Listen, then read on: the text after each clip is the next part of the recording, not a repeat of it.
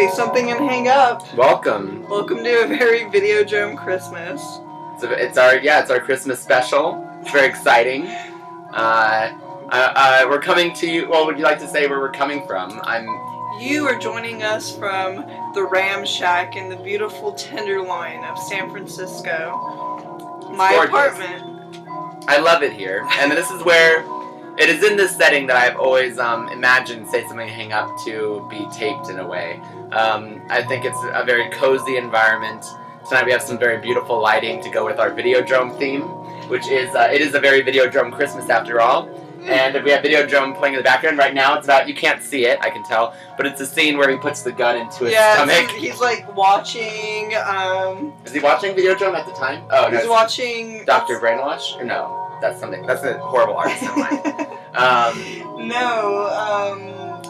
Why are we spacing on this in the first minute? Whatever. He's watching. You've both seen the movie. He's like watching. I can't fucking remember the televangelist about video. Oh, the record's skipping. There it is. Beautiful. Anyway, so it's a good scene. We look really good, yeah. We do look good. We're in Videodrome lighting. And you can tell that I'm trying to be Max Ren, but I wouldn't wear this plaid thing. Thank you, Smith. Smith gave me this. Oh, nice. I do like it on some, but I wouldn't expect you to go out on the town with it, especially with your hair looking so fantastic as it does. Fantastic. Yeah, and then what I'm wearing, I'm just wearing some, overalls with Elmo on them, short shorts. It's for my performance tonight, which I'm sure... Merry Christmas! We'll discuss later, yeah. That's gonna happen non-stop. That's okay. Yeah, Merry Christmas, everyone. Happy holidays. Yeah, and welcome to my home. It's lovely here. I will say again, it is fantastic, and Come on by. Do you know what? Facebook me, and I'll make you dinner. I will. She's fantastic at making dinner. It's lovely. So, I'm kind of drunk a little bit. Really? Oh, that's right, because you haven't had anything to eat today. Neither have I, but because I am performing tonight, I'm immune to alcohol until after I perform. So, this is my second drink, and I'm feeling nothing, so... Well, I know that this is going to be a little late, but if you didn't go to Truck on Wednesday night, Thursday night, you should have gone to Truck. It is Thursday, yep. And yes, you should have gone to Truck because I'm going to be on stage, that's why. Wearing this sexy number. So, anyways, 'tis the season, and we did exchange gifts earlier, and we would have done it on camera if we had thought of it at the time, because clearly that was an extravagance that we wanted to share with all of you. But I'll share that Marie got me this glorious gold bracelet because I've officially sold out.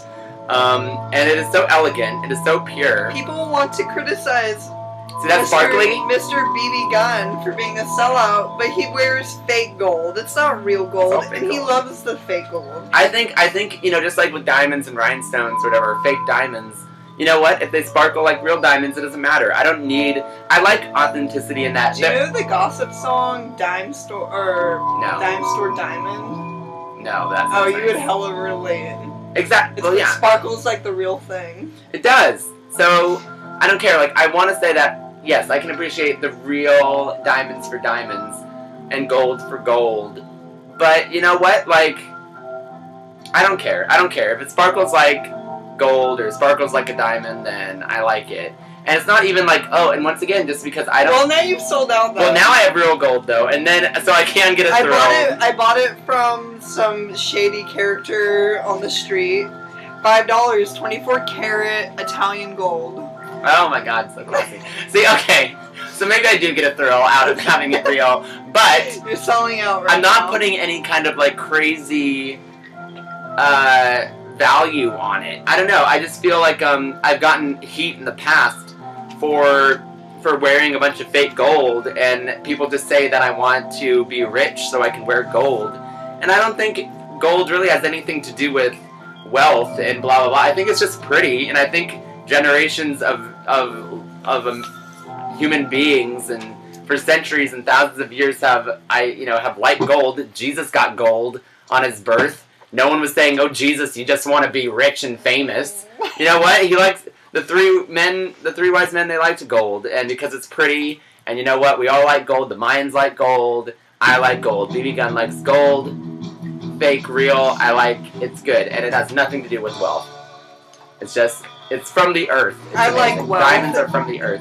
Do you know what? Anybody that criticizes wealth is probably just never been poor. And do you know what?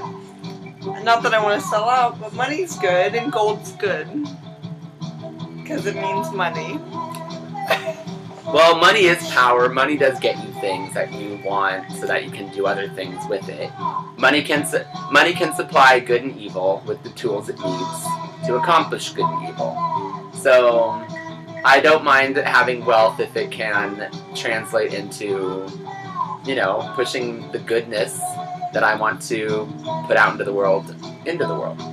Right? I know, I'm not about hoarding money. I have no need to hoard money. I just want to spend money on things that I think are good. I just want to live richly more than I want money. Don't we already though?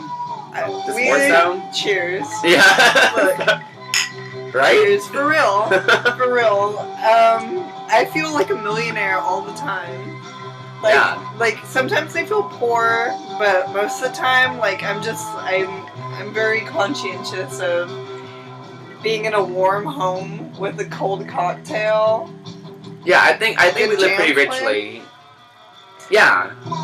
I mean, I don't really know what else. That's our shared aesthetic in many ways. It's about living richly. I mean, the only way I can see living more richly is to be living...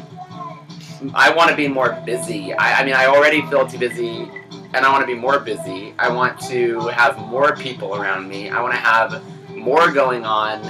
I want to have all the clothes that I want to wear, which aren't necessarily designer labels or anything. I just want to wear more clothes because I love clothes. I want more fake gold because I like fake gold. It's kind of just more of what I already have, and I already like what I have. So I don't know.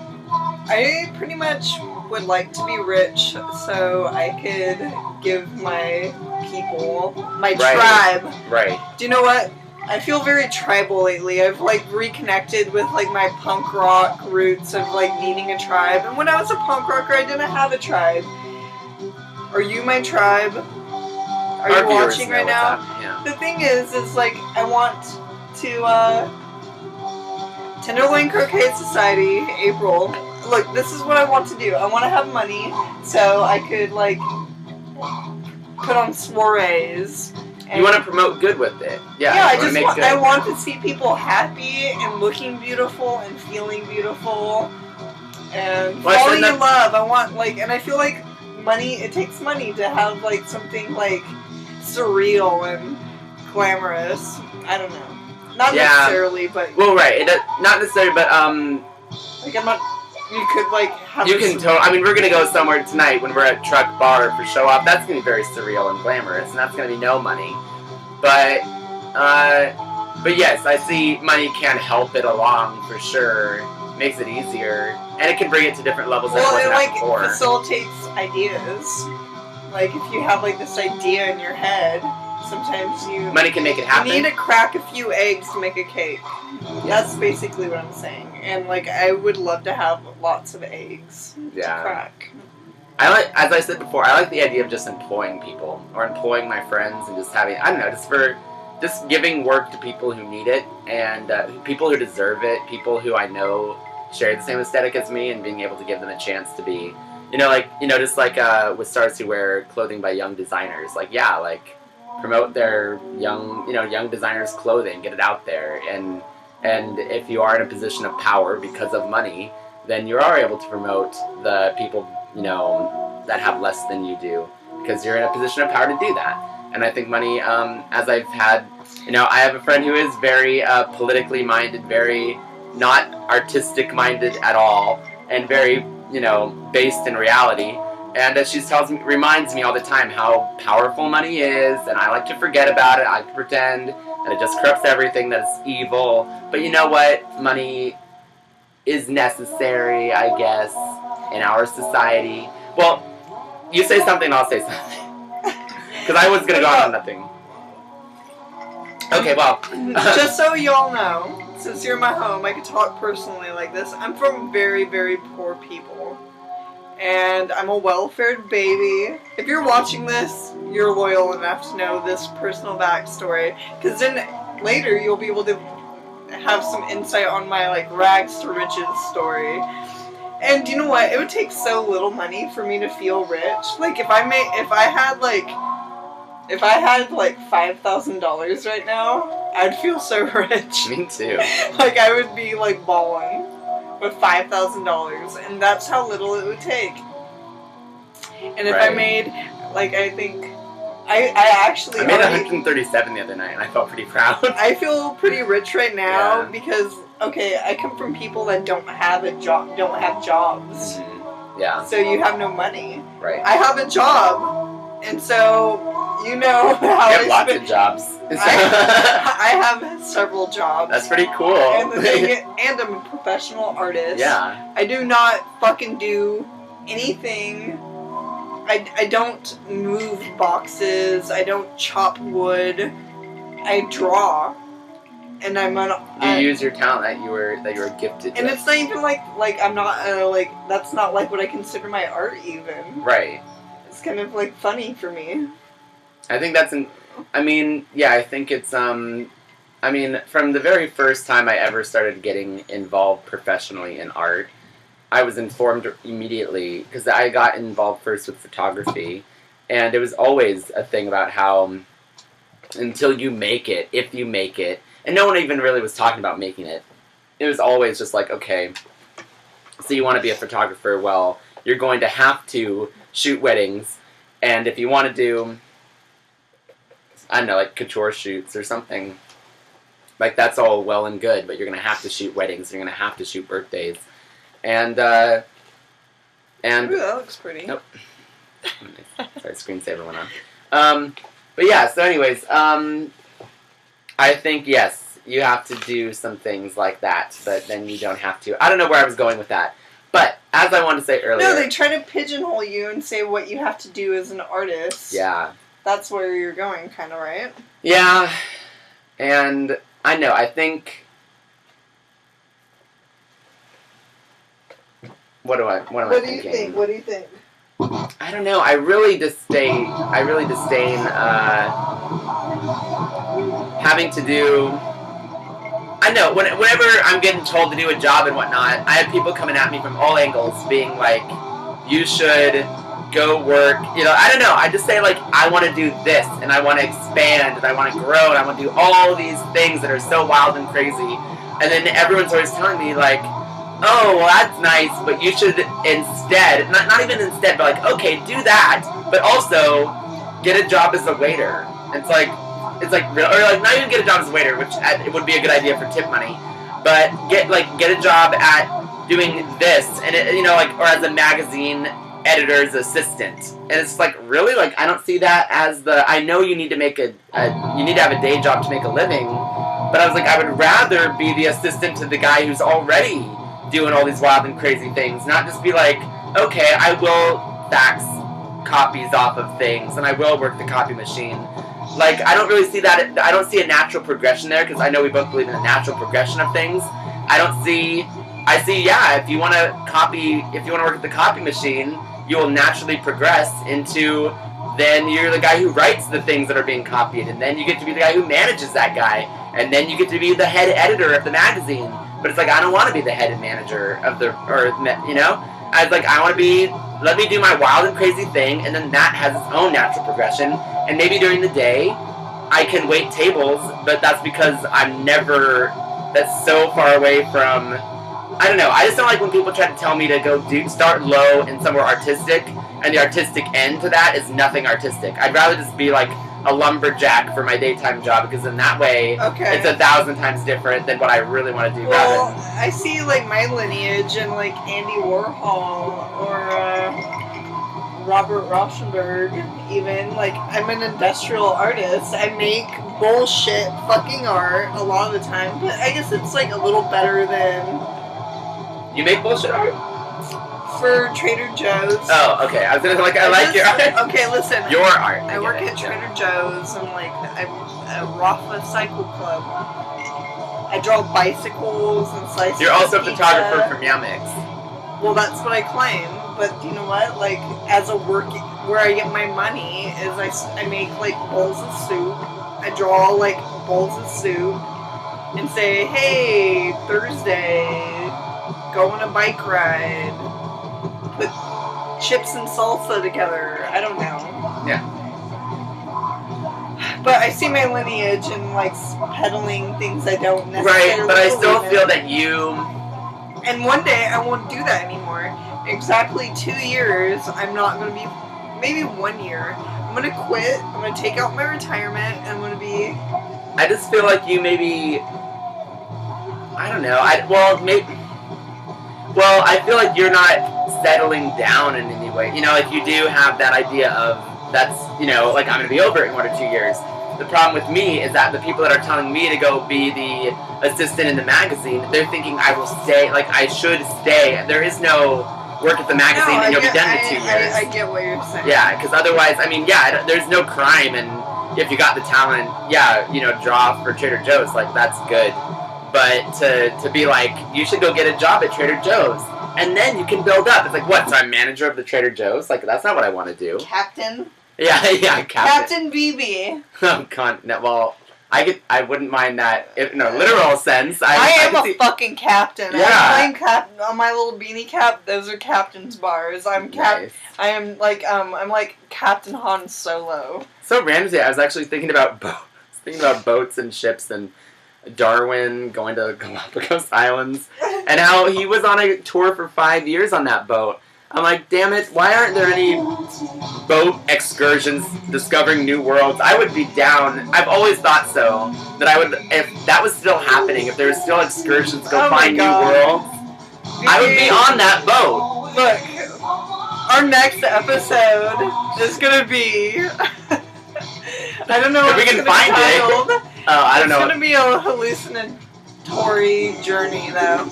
Yeah. But there's this Velvet Underground song called Heroin. And then he's like, I wish I was a sailor on a clipper ship and sailing the 7 seas. Just like, yeah. I've always thought so. Imagine being a sailor. You have the whole horizon around you in all angles. You don't know. Yeah, I love it. And like the whole things of like giant squids and dragons in the water. Yeah, you fucking believe that. You think that you're going to die. Yeah, and you might fall off the end of the world. You know, like the world just may end and drop off, and you may be on that boat when that happens. It's magical. It's so beautiful, and I would have been on that boat. I curse that we've discovered everything this world has to offer. No, we haven't. I think maybe the next frontier is space, and I'd be on a spaceship. You know, if their enterprise was going out there, I'd be going to Mars. I'd be going out into space if that was available right now. That'd be fun. I wouldn't be doing it for any scientific reasons at all. I don't know. Maybe you'd see less, but you don't really see that much in the sea. I believe in the American space program. And that's right. I'm sorry. I brought up space and aliens. I'm sorry. No. Okay. I wasn't bringing up aliens. Oh, okay. No. People talk about, like, why do we need to go to the moon again? Yeah, fuck the moon. We've already been there. But the thing is I believe in putting money into the space program just for the sheer audacity of it and the spectacle. I believe in spectacle, and I think that, like, almost just to keep everybody's imagination feeling like there's something more and something possible, we need to, like, foster, like, ridiculous things. I love that. Look, Las Vegas, like, people talk about, like, oh, it's displacing water and all these, like, concerns. I'm not discounting the concerns of, like, okay, all the electricity uses, all the water it uses, how ridiculous to have this, like, blooming town in the desert, but it's yeah. It's a spectacle. Talking about spectacle, Las Vegas is, yeah, it's the hanging gardens of Babylon in our own country. And we need, and you know what, and the thing is, have you ever been to Las Vegas? Oh yeah, I've been multiple times. Well, the thing is, it's like when your feet are on the ground there, it's kind of like a little revolting, and then also, I like it. It's like, it's an adult appealing and repellent at the same time. And I feel like we all need to grapple with these things. Now we're getting into our modernity talk. Yeah, I know, we should save it, but upcoming episode, Modern Times. No, I know that I've met a lot of international people, and they all talk about Las Vegas more than anyone I know from the States talks about Las Vegas. I mean, whenever I have met people coming in from Europe or anywhere else in the world, they are always making a stop in Las Vegas. Like, I feel Las Vegas is discussed more than San Francisco abroad, which I guess doesn't sound that crazy, but kinda. That this playland is discussed more as a place to go to, even though it's so out of the way, and people are going. And I think it is a really surreal place. I think it's disgusting. I think it's gorgeous. I like it. I think those are the things we all need to immerse ourselves in. The gorgeous, disgusting. Like, we need, it's transgressive. It's to, like, force yourself into these situations. I just love the sound of the slot machines when you go walk onto the casino floor, and all the different sounds of the machines are so fantastic. They're like, I want to sleep to them. They're really nice. I love sitting down at a slot machine, just having somebody bring you a cocktail, and then getting up and walking away. And I love when you try to put your, like, I put $20 down on a roulette table. Yeah. And then it was gone. Yeah. But I don't know, there's so many life lessons. Like, okay, you could be like a serial gambler and have like a problem in a place like Las Vegas. But like, it's kind of funny to kind of touch it and deal with it and see what you can manipulate and what you can't. I've always thought, like it means something to have that $20 taken away from you, like in the blink of an eye. And it wasn't my $20. Right. Somebody gave me $20 in Concord, California, and was like, put this on this number in a casino, and I did. And it wasn't my money, I guess, but it was just like, I still got that kind of like feeling of like, wow, like the temporality. Yeah, I've always thought, I've been to other casinos, but, and I've just, like, given myself an allowance to spend. I've spent it, and I think I literally won maybe, like, 2 cents, you know, or something like that. Like, I was up to, well, actually, wait, no, I was, like, down, like, a lot compared to the 2 cents, but I won 2 cents, or something like that. I got a thing. Oh, I got a collar, but not right now. No, we're not really opening our... We're not really, it's not a call episode today. This is like more about me and you being... It is. It's our Christmas special, exactly. It's like a warm in the home kind of thing. Exactly. It's a nice little chat that we can just have.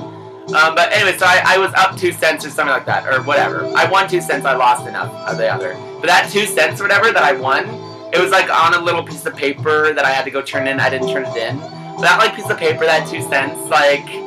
That was like the biggest 2 cents that I could have ever gotten. That I won those 2 cents. I thought that was great. And I didn't need to, you know? One time when I can think of a few stories just in Vegas when I went there. My ex-wife, her grandmother, who was like my stepmom, or like my like foster mom, she went in to like a 5-cent slot. She bought us drinks all night with a slot machine. Just kept winning. Bought us drinks. Every time we ran out of money, she'd go put in a few dimes and make us money. And it was like in her lineage to make us money. But like kind of in like what you're talking about, the 2 cents. Like when I've been to Reno with my parent, my dad and his girlfriend. When I was like 14, I remember like spending probably like over like $150 in the arcade, but I got a stupid Yosemite Sam stuffed animal. Nice. Yeah, and that's what mattered. Yeah. Casino life. Yeah. What brought us there? I actually come from people that my dad and his girlfriend were security guards at an Indian casino. Really? Would they have to like tackle people or something like?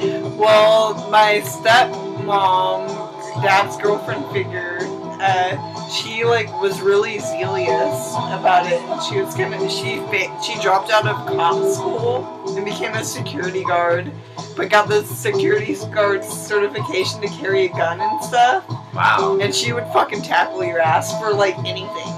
Like if you didn't like show, she's like the type that like if you didn't show her your wristband or something, she would like just clobber you. Good. So yeah, I kind of like that about her. Yeah. Good times.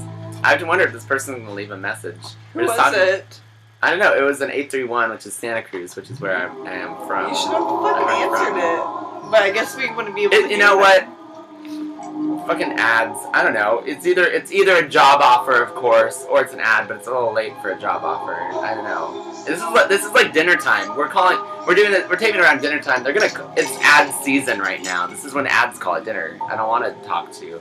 I remember a time when ads didn't call your cell phone, and now they do. Whatever happened to those days, you know? Oh well. What do you guys want to hear? Did we ever listen to Eat to the Beat at home? We'll listen to some Eat to the Beat. Later or now? Right now. What? Oh, okay. I was Did we already listen to it? I can't even remember. We listened to Auto American. Oh, okay. I thought I saw Blondie. Which is my favorite Blondie album. Mine is either... No, do you know what? Okay, Eat to the Beat's one of my favorite Blondie albums, but at the same time, Parallel Lines...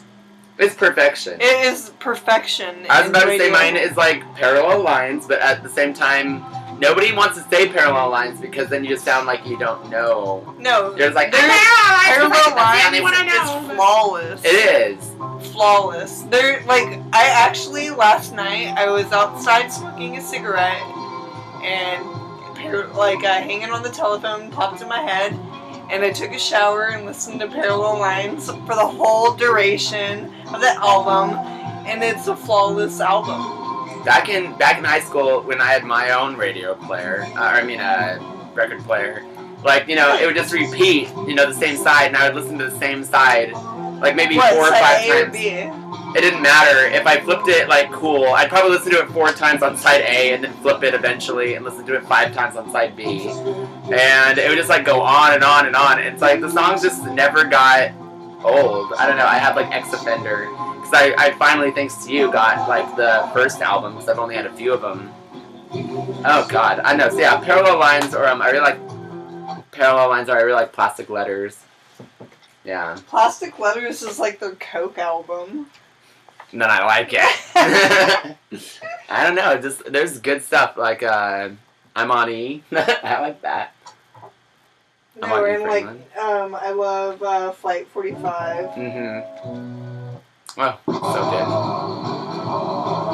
good. And Love at the Pier. Love at the Pier. I was once in a band actually, and I believe it. I got ice. I'm gonna drink my ice. I love the sound of ice in a drink. I need more! And I want to show off our Christmas presents. I want to show my croquet. Do you want to go run and get it while I talk about my old band? Or? Okay. Right. I'm going to squeeze by you. Right. Hey guys, cooperate.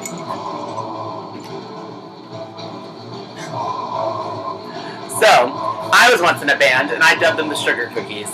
And, so I was the manager to this band, I was the stylist, I was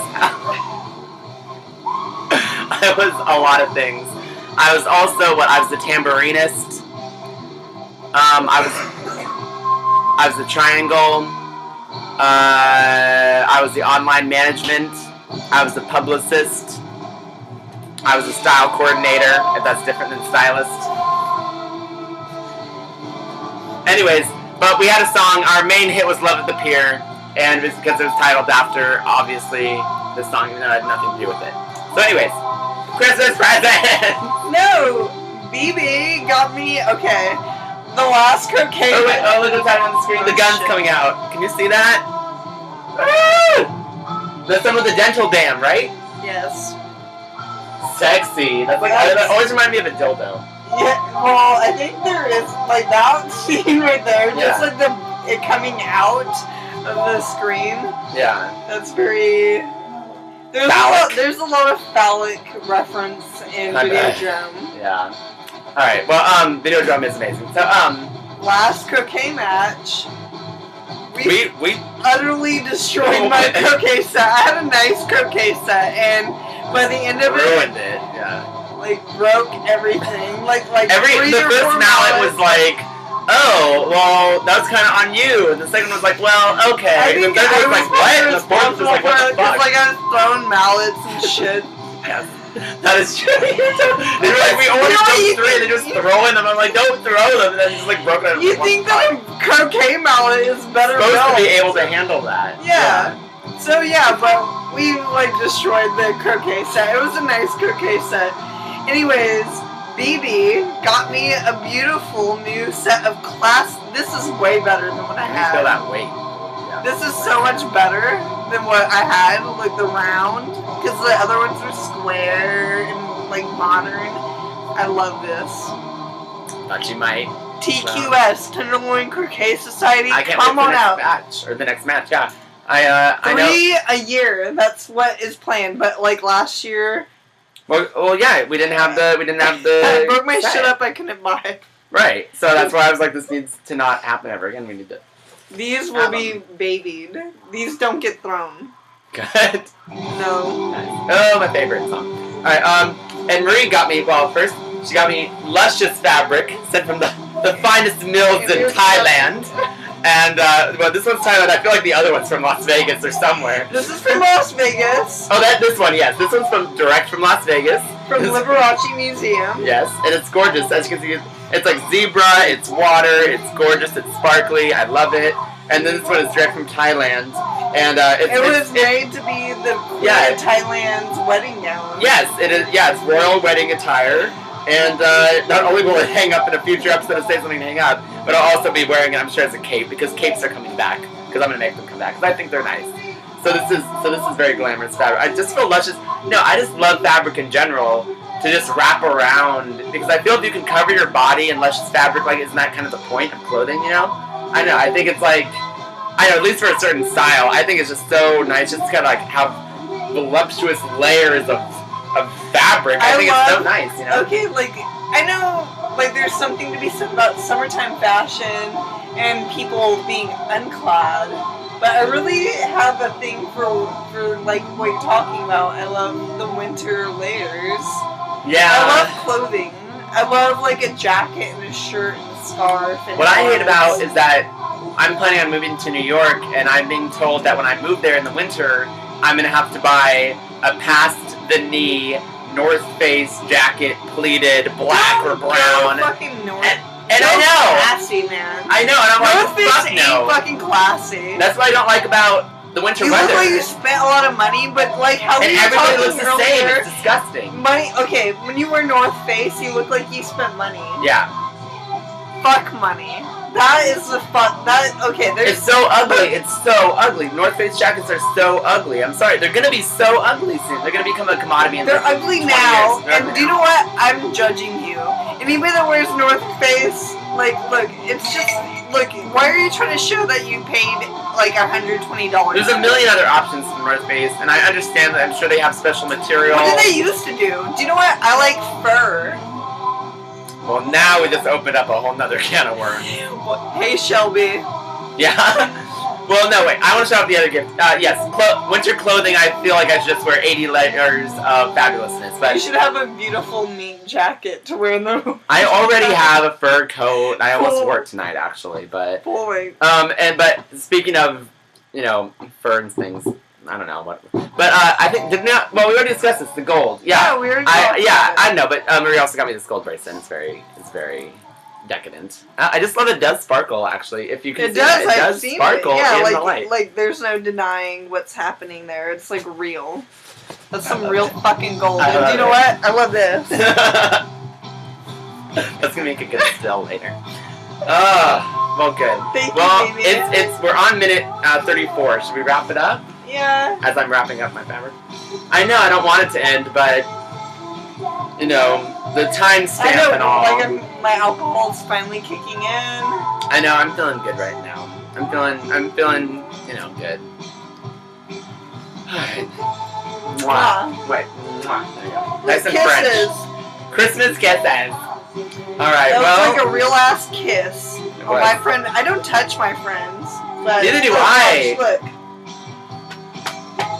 I don't touch my friends either.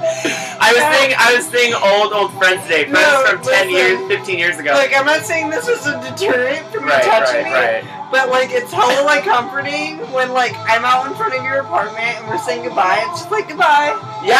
It's like, I'm always like, what, are we gonna have to hug? I've thought that so many times myself. So, like, we'll have, like, a 3-hour, like, deep conversation and then we'll just be like, see ya. And there's no hug. But at the same time, it's like, we don't need it. You, modern world, are putting this pressure on people like me and BB. And like, we don't need it. We just connected souls for 3 hours. Why do we need to be like, okay, arm holding? And then I was talking to Quintessa about like a New Year's resolution of hugging more. Really? And do you know what? I love touching more. And do you know what? I'm not afraid of it actually. But at the same time, like, there's this. I feel like the city part of me feels like kind of like I'm alone. I need to touch you. Right. And the country part of me says like we're already connected. Right. So we don't need to touch. Well, I remember like I was anti-hug, not even anti-hugging, just like I just didn't. Hugs were maybe the most awkward thing for me in the world for my entire life, just because I was like, oh god, I just hated family things. Wherever you had to be in a family, and then like at Christmas and you're like hugging like 5 people in a row. And it's like, okay, see, and like it's weird when you don't know your family. Well, I mean, like I know them, but it's just like feeling I have. Well, just like it feels like an obligation. It's like you're going down an assembly line of hugs. Everyone's hugging. There's like 3 people ahead of you hugging them, and then you hug them. You're like the 3rd. Anyways, I didn't like hugging, and then it wasn't until graduation of high school where you start getting all like romantic feelings of it all ending, and you want to hug everybody, and you feel like you're holding them for the last time, and all these things. That's when I got into hugging, and it lasted for like a year into college and whatnot. But now I've kind of gotten back, and it probably is because of the city where I feel very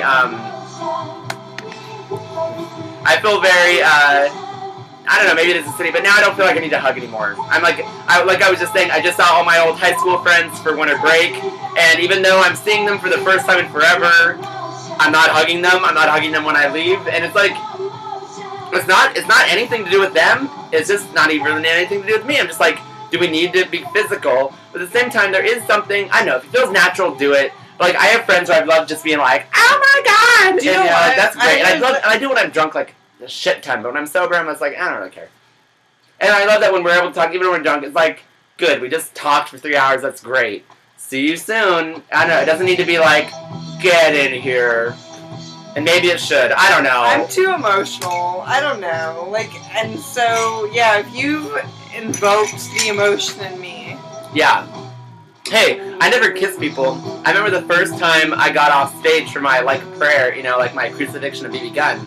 I kissed both you and Bailey, because I was, like, feeling it. Oh my god, no, for real. That night, like, I felt the moisture of your tears when you kissed me. And I was like, wow. Oh man, he held, like, not literal tears. I could just feel, like, your, like, panic. And I was like, wow, that was, like, hella real. And I felt the realness of that. It was, I was, like, as I said, like, I blacked out on stage, but I don't remember it all. And it wasn't until, like, the second after the kiss that I come out of my blackout, kind of, like, you had black lipstick on you and whatnot. And it wasn't like, I wasn't covered in tears, I was covered in vodka, what it was. You felt the vodka tears. Okay, never mind. But, now I felt like a humidity from you. It was the vodka, because I was covered in it. But yeah, it was a real, like, overwhelming sensation of, like, I don't kiss people. And so to, like, just be like, we did it. Like, that's worthy of, like, a kiss on the cheek. That's a pretty that's no, required. You know what? I think real. I kissed both you and local honey, nice. Anthony Privatera, because you know what? I was so grateful that you guys made my performance go. Oh yeah, I remember. Yeah, I know that was an epic performance. Oh god, I want to see video of that. Emily Gorman, are you watching? Oh, that's right. She has video. And Quinn has video of mine, so I want to see that too. Alright, well, now that we're 40 minutes, we might as well get on with our night since we have You're gonna record mine. I'm gonna do mine singing live tonight for the first time. The rest of the night is fun. And is it? The rest of the night is stressful. No. Do you know what? No. I wish I was singing to this song more than the song that I'm singing to, but... I wish I was dancing to the song. I know, I love this song so much. Oh my god. What's my email? Email me, realatomic@yahoo. Real, and then it's like what that underscore atomic at yahoo.com. And bbgunnart@gmail.com. Yeah. Email us. Good thing you watched this episode so you could get our email addresses. Yeah, isn't that? Yeah. Good thing you watched it to the end. And Merry Christmas. Merry Christmas, Happy Holidays to all of you, our diverse audience. Have a very Videodrome Christmas, and like I hope something fucked up. Oh, it's about to end. It's about to. Wait, we should wait until the very end. Can you see this? They can't see it. Should we move it closer? What should we do? Like I'm gonna try to move it close. No, not the TV, just the computer. Okay. All right. See what happens. That's a good idea. Yeah. Right. So. I love the song so much. Here, maybe we should turn this up too. Yeah.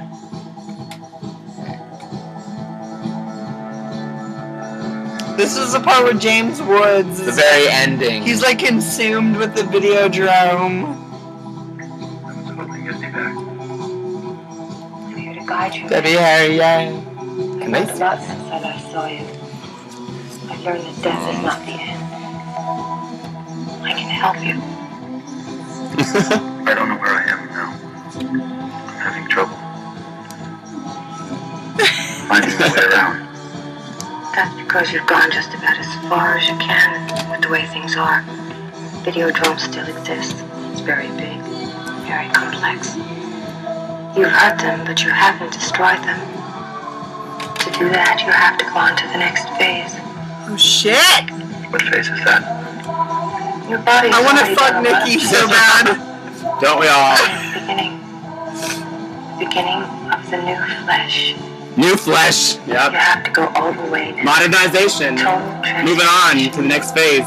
North America's getting weak, Patron, and we need to be strong. I guess I am.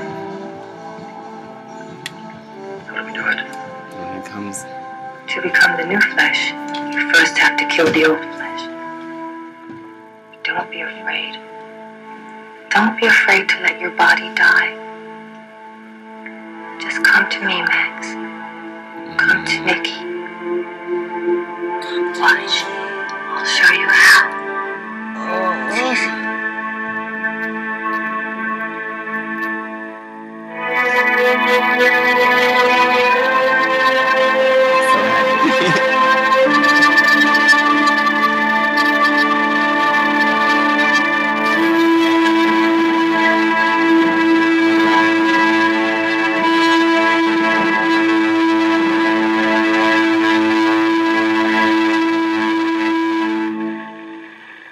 Along with the new flesh.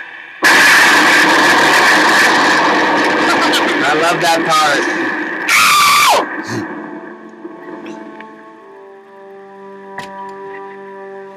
James Woods. Long live the new flesh. Yeah, do it. Kill Zip yourself. that jacket. Kill yourself! We did have a sequel of this. Why is there no sequel to Videodrome? I think we can make a sequel.